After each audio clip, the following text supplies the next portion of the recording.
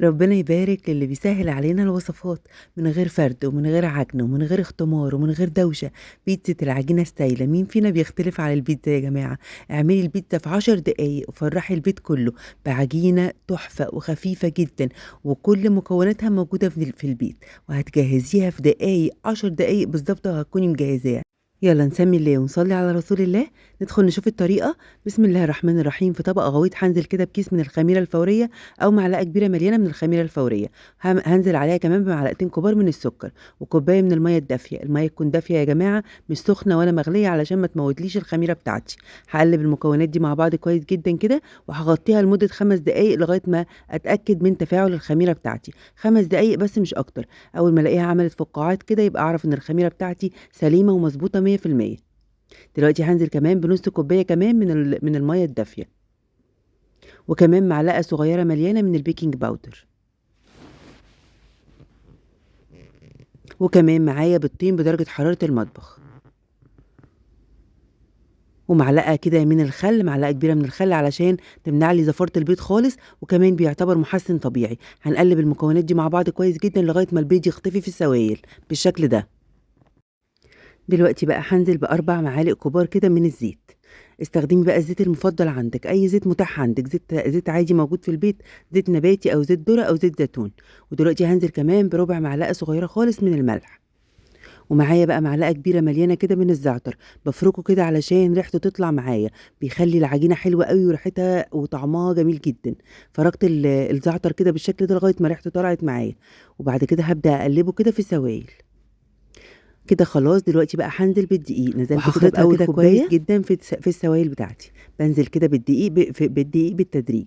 ودلوقتي هانزل بتاني كوباية، وبرضه هنخلطها بالشكل ده. هانزل بكوبايتين ونص من الدقيق. بعد ما خلطت تاني كوباية كده هانزل بنص كوباية كمان من الدقيق. لو الخليط بتاعي لقيته تقيل شوية زي خليط الكيك كده، لأ باخففه شوية، وده اللي حصل معايا. بعد ما لقيته تقيل شوية كده زي خليط الكيك، خففته كده بربع كوباية بس من المَيّة الدافية، لغاية ما اداني القوام دوّة، القوام يبقى أخف من القوام بتاع الكيك بالضبط. بُصّوا القوام عامل إزاي، ومش قادرة أقول لكم بقى ريحة العجينة حلوة قد إيه. ريحة العجينة حلوة جدًا. جبت بقى صينية مقاس 30 ودهنتها كده معلقة من الزيت، ودهنت الحروف كده ودهنتها كويس جدًا. واستخدمت صينية تانية كمان مقاس 26. انت ممكن تستخدمي المكونات دي، تستخدمي صينية مقاس 30 وصينية كمان مقاس 28، بس انا استخدمت صينية مقاس 30 وصينية مقاس 26. بصوا نزلت كده باكتر من نص الخليط بشوية كده، وبعد كده وزعته كده على الصينية، خبطت خبطتين كده علشان يستوى واي هوا يخرج من الخليط بتاعي. دلوقتي بقى استخدمت كمان صينية مقاس 26 ودهنتها برضو بمعلقة من الزيت كده كويس جدا، وهابدأ أنزل ببقية الخليط بالشكل ده.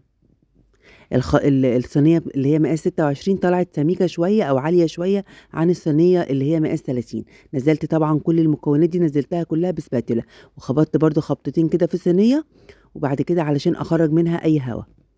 كده تمام وزي الفل. دلوقتي بقى هادخّل الصينيتين دول الفرن على درجة حرارة 200 لمدة 10 دقايق، مش أكتر من كده، 10 دقايق بس على درجة حرارة 200.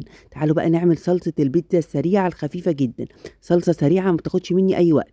جبت كده معلقتين في طبق، نزلت بمعلقتين كبار من الصلصة، وعليهم كده معلقة كبيرة من الزعتر، وربع معلقة صغيرة من الملح، وكمان بُصّوا نزلت بربع معلقة صغيرة من الشطة، ربع معلقة صغيرة كمان من الفلفل الأسود، ونُص معلقة صغيرة من البابريكا، ونزلت كده بمعلقة كبيرة من الزيت، وكمان ربع كوباية من المَيّة السخنة المغلية، وباخلط كده كل المكونات دي مع بعض كويس جدًا. بُصّوا بقى القوام الصلصة بيبقى حلو جدًا، وطعمها ونكهتها بيبقى حلو أوي كمان، علشان هنا استخدمت زعتر مطحون فكانت نكهته مش باينة أوي، فنزلت كمان بمعلقة صغيرة تاني من الزعتر علشان نكهته تبان معايا. ودلوقتي بعد 10 دقايق بالضبط خرّجت الصينيتين كده بالشكل ده. طبعًا ما استووش سِوَى كامل وكانت طرية لسه من النُص، بس أنا بقى دلوقتي هاكمّل سِوَى تاني بعد ما أحُط بقية المكونات. هاوزّع دلوقتي بقى كده معلقتين كبار كده من الصلصة على وِش البيتزا بالشكل ده. مش قادرة أقول لكم ريحة العجينة دي في الفرن كانت عاملة إزاي، ريحتها حلوة أوي. طبعًا لو زاد منِّك صلصة بتحطيها في التلاجة، بتحتفظي بيها في التلاجة ما بيحصلهاش أي حاجة. ودلوقتي بقى كان معايا طماطم كده مقطّعاها جوانح، وهابدأ أوزّعها كده بشكل عشوائي على البيتزا، بعد طبعًا ما حطيت الصلصة. وكمان كان معايا فلفل الوان، بعد ما هحط الطماطم كده هنزل بالفلفل الالوان. ممكن تستخدمي فلفل اخضر مش مشكله يعني، المتاح عندك استخدميه. انا كان عندي حوالي نص قرن من الفلفل الاحمر ونص قرن من الفلفل الاصفر، فوزعتهم كده على البيتزا، بيدي شكل حلو قوي وبيدي طعم حلو قوي كمان. قطعت طبعا الفلفل كده مربعات او مكعبات صغيره خالص. طبعًا كمان لو عندِك لانشون أو بسطرمة أو سجق أو أي حاجة عندِك متاحة استخدميها. أنا استخدمت جبن بس، حطيت زيتون كده وكنت مقطعاه وخالياه من البذر بتاعه، وبعدين نزلت بجبنة تركي مبشورة بالشكل ده. وبعد ما انزل بالجبنة التركي المبشورة هانزل كمان بجبنة موتزاريلا. وحبيت اعملها بالجبن بس كده، بتكون سهلة وخفيفة وبسيطة، واستخدمتها للعشاء وكانت حلوة جدا يا جماعة، وخفيفة وطعمها يجنن.